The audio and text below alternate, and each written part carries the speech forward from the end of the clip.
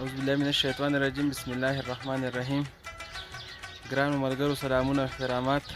د پروګرام خپلاګانو سره زه یم ستاسو ورور ستاسو ملګری مادفان. ما سره زما ملګري موجود دي. دې وخت کې مونږ د سعودي عرب په هار ابها خمیس مسجد کې موجود یو. ملګرو دلته د سوونو کاله مخکې زړې آبادۍ دي د دې سعودي عرب د خلکو، سعودیانو د عرب د خلکو کچا آبادۍ دي. مونږ ورځو تاسو ته اوس ښایو چې دوی به لکه څنګه ژوند په دې کې کوو، د دوی کمرې څنګه وي، د دوی اوسېدل دلته څنګه وي. نو راځئ چې ورشو.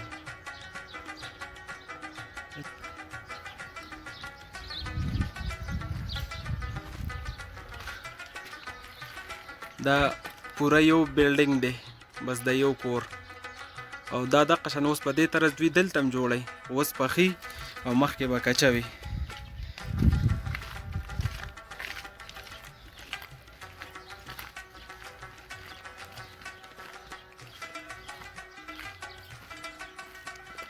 دا پکې جومات دی را پرېوتی دی، خو لکه زوړ جومات تاسو لیدی شئ، دا منبر ځای دی. دا ټوټل آبادي د اخوا هم دې خوا هم غټ ایریا ده.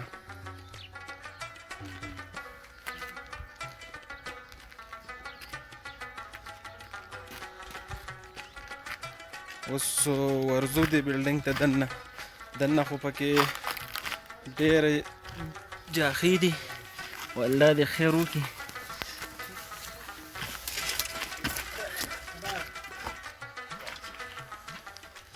تاسو دا لیدی شئ.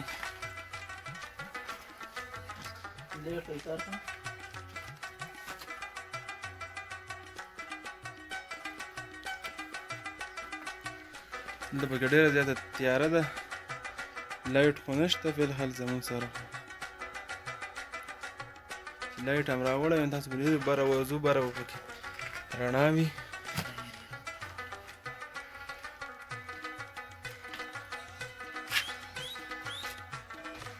پکې خو لږ رنګ هم کړی. تاسو دا لیدی شئ، ډېره انتهایي وړه دروازه.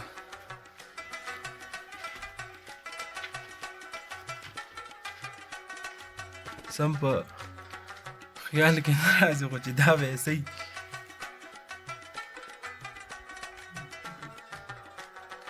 ما خیال کې چندی ده.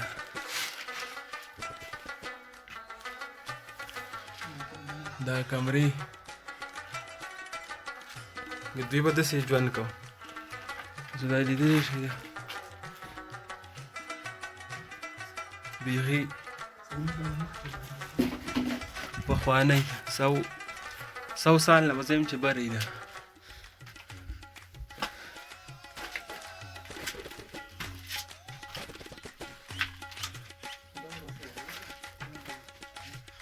ځایونه مینه خو اوس را پرېوتي دي.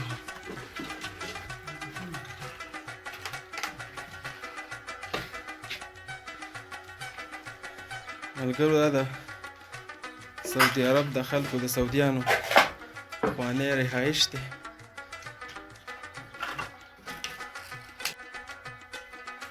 بره نور ختلې ده، خو اخوا دا هر څه را پرېوتي دي، نو موږ نشو ختلی. خو د پخوا نه لکه د دوی دغه شان دا 2 او 3 دوره چې دی دا بلډینګونه وو، دا د دی کچخې جو دي لکه هغه 2 و بند.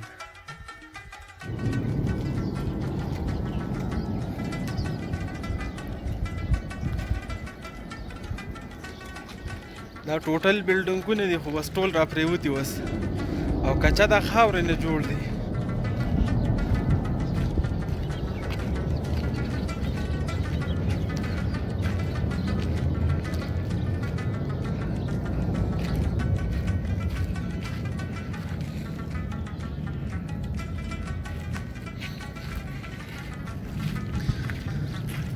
اوس تاسو ته مونږ نوې بنګلې هم ښایو. دا یې اوس نوې بنګلې دي، تاسو کتلی شئ.